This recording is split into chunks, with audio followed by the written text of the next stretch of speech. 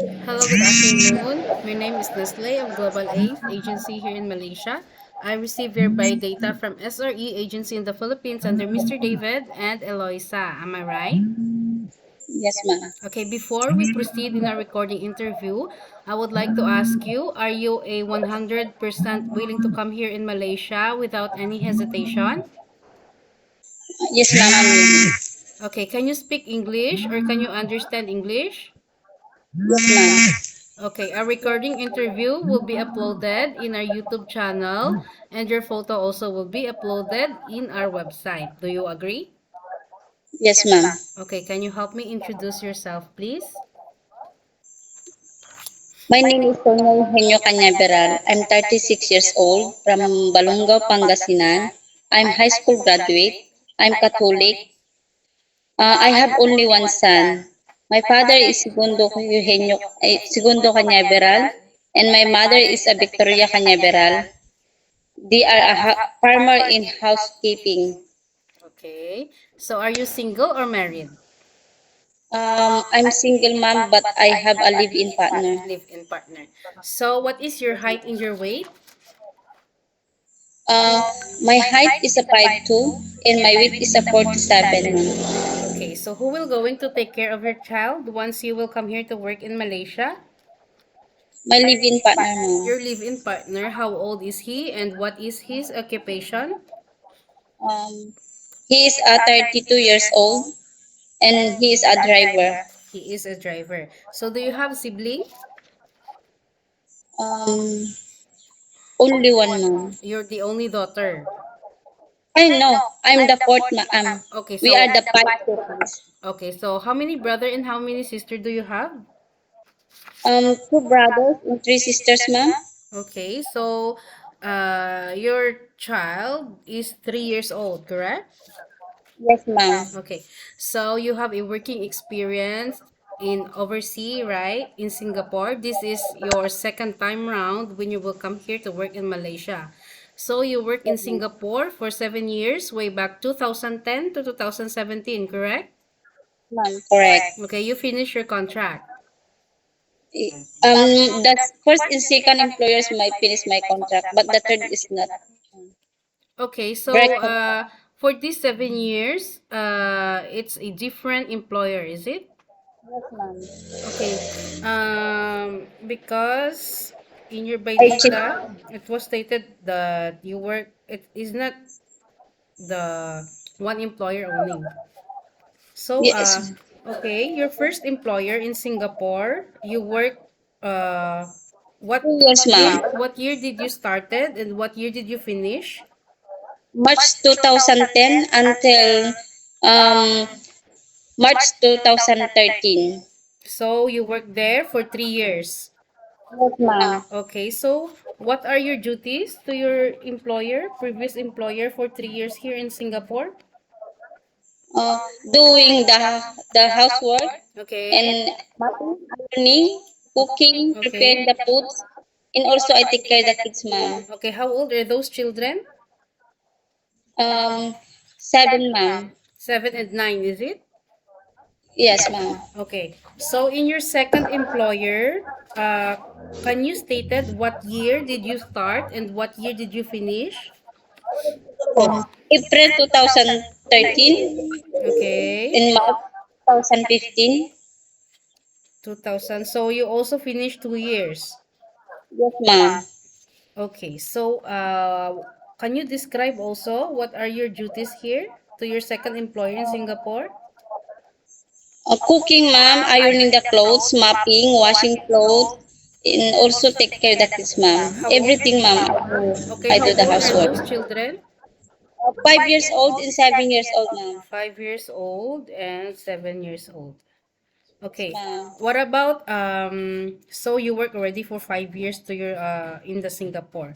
So what is your last employer? What year did you started and what year did you Um, finish?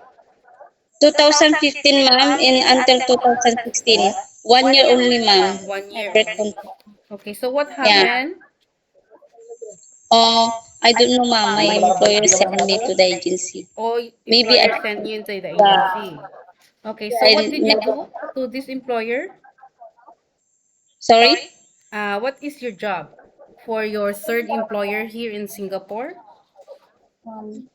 Also, ma'am, cleaning the house, Okay. mopping, So you take care cooking, also to children. yes, ma'am. How old?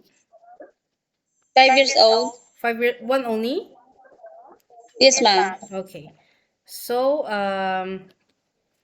you need to be a multitasking, right? Yes, Because ma'am. you apply as a housemaid, correct? So in your Yes, ma'am. skills, can you do a general house chores while taking care of children? Yes, ma'am. Can you I take care said it. infant? Sorry? Can you take care infant like 3 months old babies, 4 months old? No experience, ma'am. You don't have experience, but are you okay or are you willing? Yeah, ma'am, I'm okay because I have a son. Okay. So can you take care elderly people? Difficult for me because I'm skinny and never, Okay. So what about caregiving for bedridden patient and disabled person? ma'am, no. Okay. So can you take care pets? Can ma'am? Are you Dogs afraid? or Are you afraid of any dog or any pets or dogs? big dog? I'm afraid, ma'am. But Okay, a so small dog can. okay, so you Birds. take care you can take care pets. So are you aware that you have a 2 years contract and you must finish that? Yeah, can ma'am. Okay, so you must need to finish your 2 years contract or else you will going to compensate. Okay. Yeah, can. Okay, so are you aware that you have a once a week day off? Yeah, can ma'am. Okay, I'm aware. I will give you a situation, huh? So if employer will give you off day, but employer asks you to stay inside the house only, you cannot go out because the COVID-19 is still contagious. So the employer might scared when you go out and then after that you go back home to employer's house, you might bring the virus inside the house. So do you agree to have your off day Yeah, inside the ma'am. employer's house? Yes, ma'am, I agree. Sure? I'm aware that, ma'am. Okay, you're aware. So, if employer will not give you off day, but employer will compensate your salary, do you agree? Oh, it's difficult to do me like that, No, ma'am. no. If I'm If you on your off day, employer will not give you off day, but employer will pay your salary. Is it okay? okay, ma'am, can. Can I? Yeah, can. Yeah, Okay. can, ma'am. So, how do you use your mobile handphone? Can you use it while during working time? Evening, ma'am. Okay, very good. So you can use only So, your phone at night after working hours, yeah? So yes, if ma'am. employer, I give you situation. If employer will give you only 3 hours to call your family back in the Philippines, after that, you will going to pass your phone to your employer. Because I will just explain if you cannot control using of mobile handphone at night, after the next day, you don't have the energy to work and then you will be sleepy. Is it okay with you or do you agree? Okay, ma'am. I'm okay that. Are you okay? Okay, yeah? Yes, ma'am. Okay. Yeah. So, how do you handle your stress and homesick problem? Because you are not new to it, but mostly even us, right, that we are XOFW, homesick always attacked us. There was this one time that homesick will going to attack us. So how do you handle this stress and homesick problem? Mm. Must do your you must do your housework and treat your treat your employee like their own family too, ma'am. So it is your way la to handle your homesick and stress Yeah. problem. Yes, ma'am. So lastly, what is your purpose of working here in Malaysia? Why did you choose to come here in Malaysia instead of Hong Kong or to come back again in Singapore or in the other countries like in the Middle East? Why you choose Malaysia? Because I want a new government, ma'am. I new environment. I mean, New environment. Okay. yeah. So that's all. Also for my family future, ma'am. Okay. So do you have any friends here in Malaysia? Ma'am, no. No, ah. Okay, so I think that's all for now. Thank you for your time, Sonia. It was my pleasure meeting you. But please stay connected through WhatsApp because agents here in Malaysia will going to contact you to conduct an interview together with the employer. Okay, so better stay connected through WhatsApp. Okay. Yeah, thank you Thank you po. so much and have a good day. Bye-bye.